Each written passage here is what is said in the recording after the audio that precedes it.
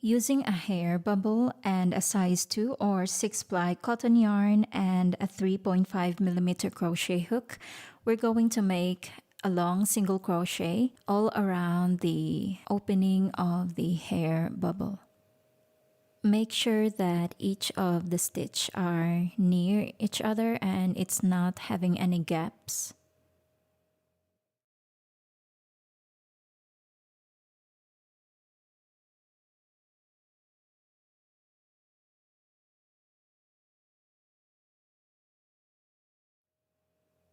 At the end, you're going to slip stitch into the first stitch, and then that ends around number 1.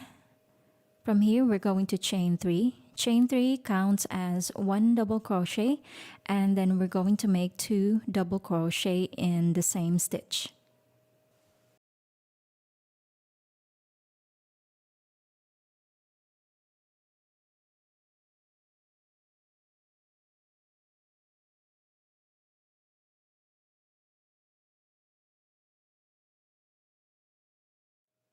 From here, you're going to make 3 double crochet in each of the stitch all the way around.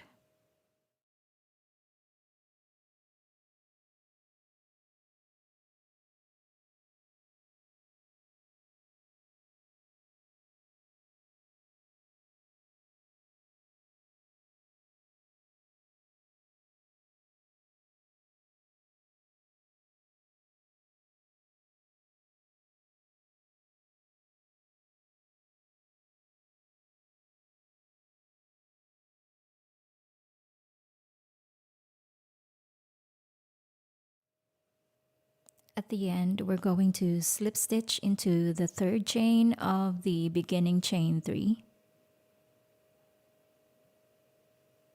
And then chain 1 to close the stitch. At the very end, we're going to weave in all of the ends.